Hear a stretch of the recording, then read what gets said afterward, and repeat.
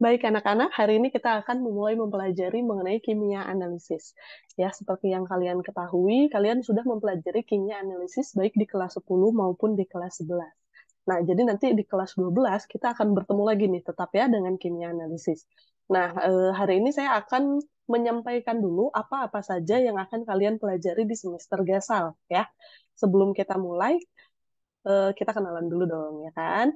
Nah, nama saya sendiri itu adalah Cempaka Mayang Nastiti. Kalian boleh nanti memanggil saya Ibu Mayang. Kemudian kalian bisa menghubungi saya di nomor WA saya ya, 0856 9421 9372 ya. Nah, email saya adalah cempaka.mn@smakbo.sch.id dan kalian juga bisa melihat Instagram saya di cempaka.mn begitu ya. Nah, sekarang kita akan melanjutkan ke materi apa saja yang akan kita pelajari di kelas 12 ya.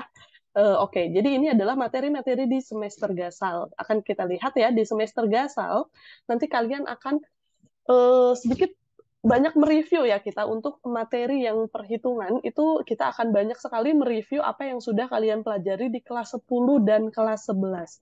Kenapa? Karena nanti kalian sebentar lagi itu sudah akan mulai prakerin. Nah, kalau kalian prakerin itu yang paling penting itu kalian adalah bisa menghitung. Jadi kita akan mereview kembali untuk memperkuat dasar perhitungan kalian untuk di laboratorium begitu ya. Nah, yang pertama adalah memahami konsep dan prinsip analisis kualitatif. Nah, ini nanti akan berkaitan dengan analisis jenis. Jadi nanti praktikum yang seiring dan sejalan dengan pelajaran teori kimia analisis di kelas 12 itu adalah praktikum kimia analisis jenis begitu ya. Nah, kemudian berikutnya memahami uji pendahuluan terhadap cuplikan padatan non-logam. Nah, memahami teknik melarutkan. Nah, jadi nanti semua materi kita yang perhitungan itu asalnya dari sini nih. Kalian harus bisa melarutkan, ya. Jadi melarutkan baik dari zat padat maupun dari larutan yang pekat. Nah, nanti akan berkaitan, akan perhitungannya akan melebar kemana-mana. Kita akan kembali bertemu lagi dengan pH, nanti kalian akan menghitung pH. Nah, kenapa kalian menghitung pH? Nanti itu ada kaitannya dengan pemisahan kation yang akan kita pelajari di sini ya, memahami pemisahan kation-kation ke dalam golongan-golongan. Nah, nanti itu akan kita bahas lebih lanjut masing-masing. Nah, untuk hari ini saya akan memulai materi pembukaan ya yang berkaitan dengan teknik melarutkan. Nah, kita lihat ini adalah peraturan-peraturan di kelas kimia analisis ya. Nanti ini saya bagikan PPT-nya, nanti boleh kalian pelajari kembali. Tapi yang paling pertama ini walaupun nanti kelasnya sudah offline begitu ya, tetap akan saya buatkan Google Classroom untuk memudahkan dalam pengumpulan tugas. Ini mengisi kehadiran ini yang sebelumnya ya, nanti kita perbaiki kembali. Kemudian mengerjakan tugas sesuai dengan waktu yang telah ditetapkan. Nah ini, kehadiran 100% adalah persyaratan mutlak untuk mengikuti penilaian tengah semester dan penilaian akhir tahun.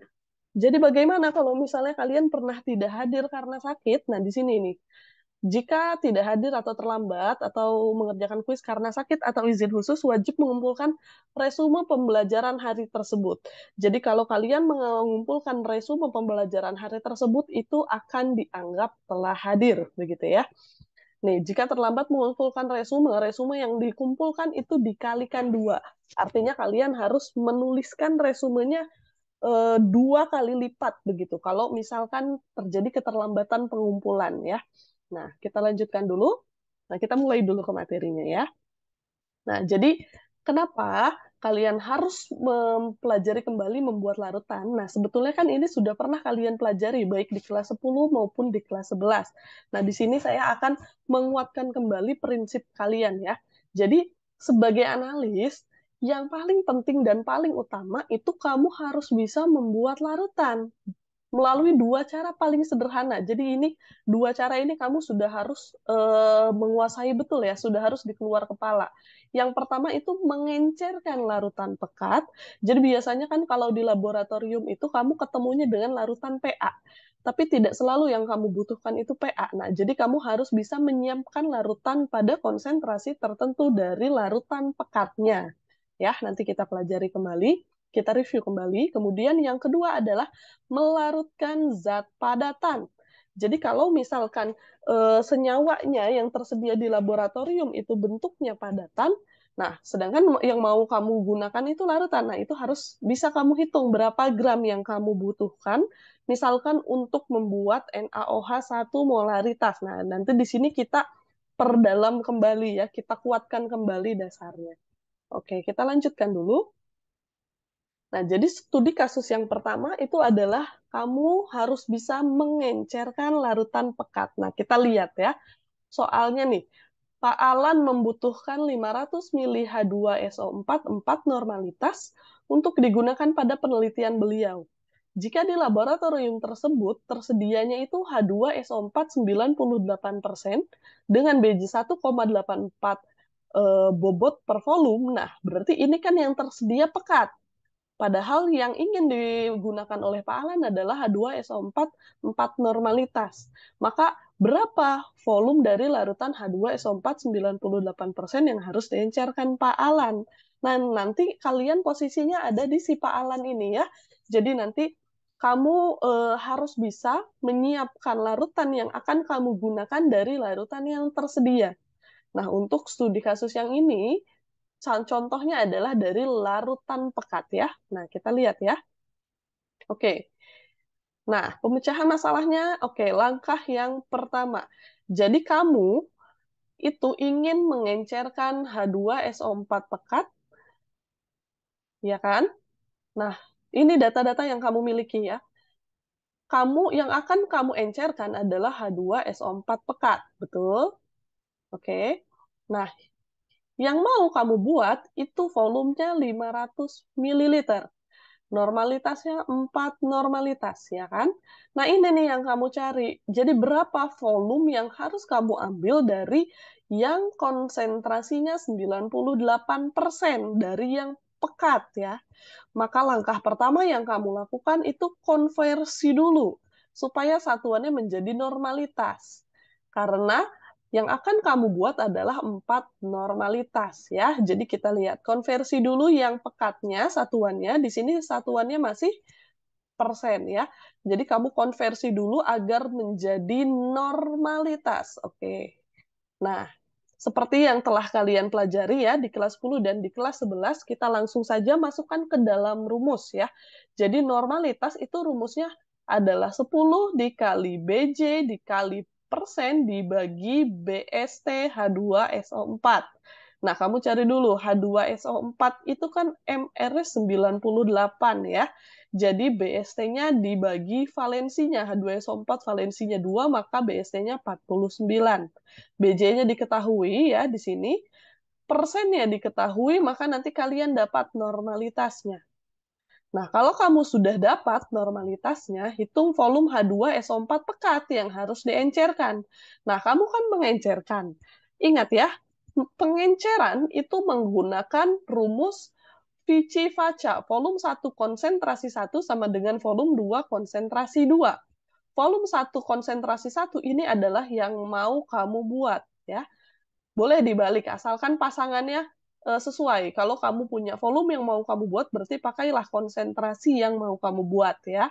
Nah, ini adalah volume yang mau kamu cari. Berapa sih volume dari si tadi di sini adalah 98% sudah kamu cari ya.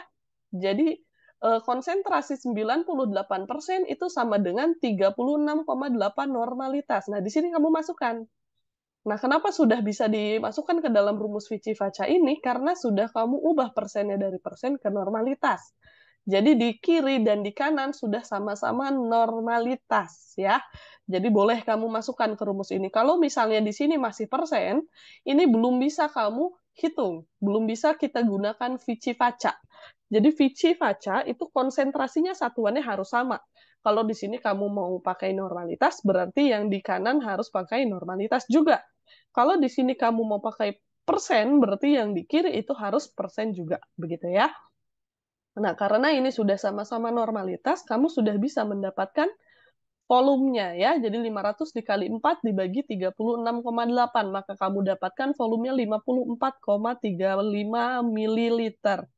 Ya, jadi yang harus diperhatikan Kalau di sini kamu pakai volumenya satuannya mililiter, maka hasilnya juga pasti mililiter ya.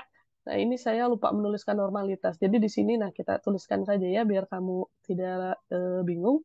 Jadi di sini kan dia 36,8 normalitas. Nah, ini kan akan dicoret ya. Jadi nanti di sini sisanya mililiter. Itu harus diperhatikan. Ingat ya, pokoknya kunci dari semua materi perhitungan itu adalah satuannya. Jadi diperhatikan satuannya baik-baik. Nah, di sini kan sisa satuannya adalah mililiter, maka volume yang kamu ambil itu adalah mililiter. Jadi kamu akan mengambil volumenya sebanyak 54,35 mililiter dari larutan H2SO4 pekat. Kamu encerkan sampai menjadi 500 mililiter ya. Jangan lupa berarti di sini diencerkan ya, namanya pengenceran oleh air begitu ya. Nah, kita lanjutkan. Jadi ini adalah pemecahan masalah untuk tadi studi kasus yang membuat larutan dari larutan pekat. Kita lihat yang selanjutnya. Nah, studi kasus yang kedua adalah membuat larutan dari pelarutan zat padat ya. Kita lihat soalnya. Mas Dahlan membutuhkan 200 ml BaCl2 2 normalitas untuk kebutuhan pemisahan kation-kation golongan 4 katanya. Maka berapa jumlah gram BaCl2 2H2O yang harus dilarutkan oleh Mas Dahlan ya. Jadi BaCl2, nah ini yang mau kamu buat, ya kan? Kamu kan akan membuat larutan 200 ml BaCl2 2 normalitas. Nah, sedangkan ini akan kalian temui nanti ya di dalam laboratorium. Biasanya senyawa itu dalam bentuk padatan tersedianya, kalau tidak dalam bentuk larutan Pa, itu dia biasanya dalam bentuk padatan. Nah, semua senyawa dalam bentuk padatan itu dia berbentuk hidrat ya. Nah, yang mau kamu buat bukan bentuk hidratnya karena bentuk hidrat itu padatan. Kalau dia sudah menjadi larutan itu dia sudah tidak berbentuk hidrat lagi. Jadi, sedangkan kan ini rumus kimianya berbeda. Maka yang harus kamu cari itu berapa? Kalau kamu menimbang dari hidratnya, supaya dia menjadi BaCl2 saja, itu tidak sama dengan kalau kamu menimbang dari hidratnya eh, bukan dari hidratnya ya, BaCl2 kemudian menjadi BaCl2 kembali, itu namanya pengenceran. Kalau ini kan BaCl2 dari hidrat, jadi rumus kimianya berbeda, maka di situ kalian harus menggunakan faktor kimia ya. Nah, sekarang kita lihat bagaimana pemecahan masalahnya. Oke, yang akan kalian cari adalah gram BaCl2 yang dibutuhkan oleh Bapak Alan ya. Bapak Dahman ini. Siapa tadi? Mas Dahlan, maaf. Nanti kita perbaiki ya. Oke, gram BaCl2 yang dibutuhkan itu berapa?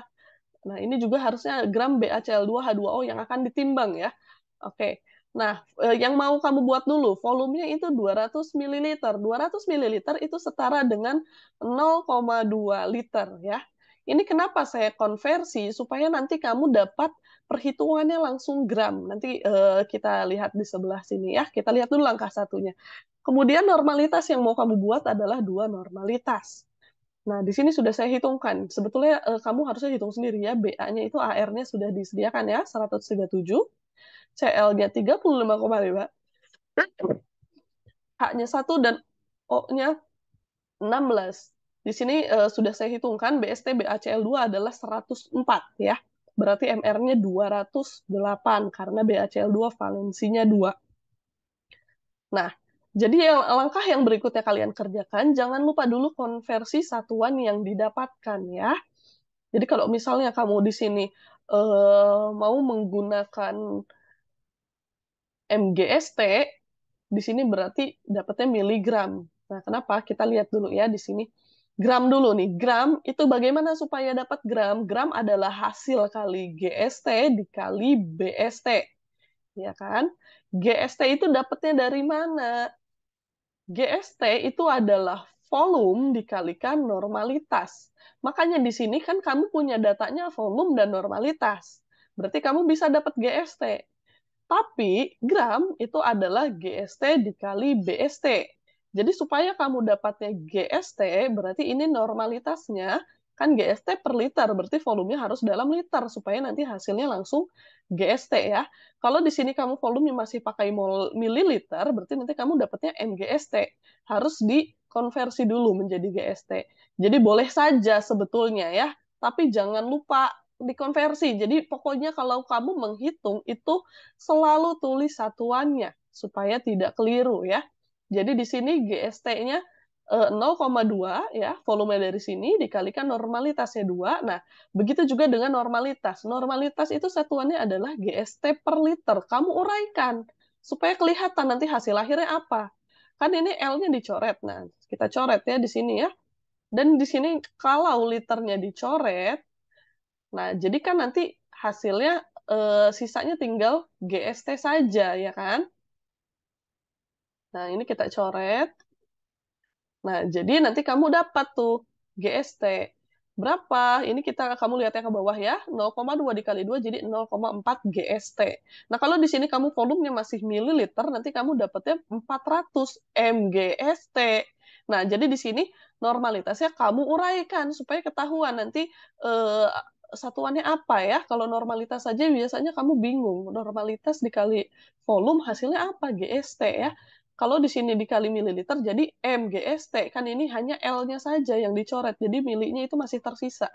Jadi mili MGST gitu ya. Jadi gramnya, nah gram itu tadi apa rumusnya? GST dikali BST. Berarti GST-nya kamu sudah dapat, tinggal dikalikan BST. BST dari BaCl2. Nah, ingat, jadi ini 41,6 gram ini adalah gram dari BaCl2 yang kamu butuhkan.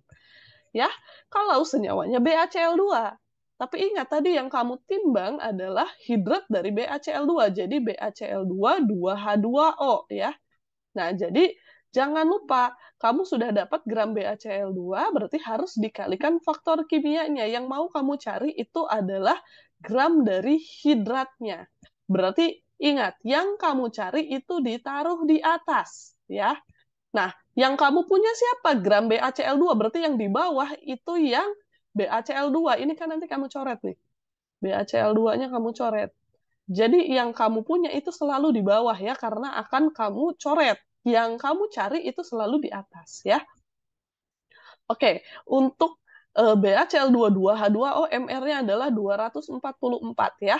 Dibagi 208 dikali 41,6 gram. Maka kalau yang mau kamu timbang itu adalah hidratnya, ternyata yang harus kamu timbang itu lebih besar. Ya kan? Karena di sini nanti hidratnya itu kan larut. Yang kamu butuhkan itu BaCl2, yang mau kamu buat itu BaCl2-nya. Berarti kalau kamu mau menimbang dari hidratnya, timbanglah 48,8 gram. Ya, jadi ini nanti kamu aplikasikan di laboratorium. Kamu lihat dulu senyawaan padatan yang kamu punya itu rumusnya apa ya? Karena pasti kalau padatan itu pasti dia hidrat, bukan BaCl2 saja. Seperti itu ya. Nah, jadi yang kedua ini adalah pemecahan masalah dari membuat larutan dari zat padat ya. Oke, nah kita lihat poin-poin kritisnya. Maka kamu baca dulu dengan cermat apa yang kamu cari ya, tulisan kembali dengan ringkas data yang kamu punya. Kemudian yang kedua, selalu perhatikan satuannya ya yang kamu gunakan. Ini poin yang sangat kritis nih. Tolong ya, kalau kamu menulis itu selalu tuliskan satuannya dengan lengkap ya. Kemudian jangan keliru menentukan BST. Lihat senyawa yang kamu gunakan, perhitungkan nilai valensinya. Nah ini nih, jangan lupa ya, suka agak lupa nih tentang nilai valensi. Oke, nah jadi setelah melihat cara perhitungannya dari video ini, silahkan nanti kalian kerjakan kuisnya ya. Kalian hitung secara mandiri. Oke, baik. Maaf. Terima kasih atas perhatiannya. Assalamualaikum warahmatullahi wabarakatuh.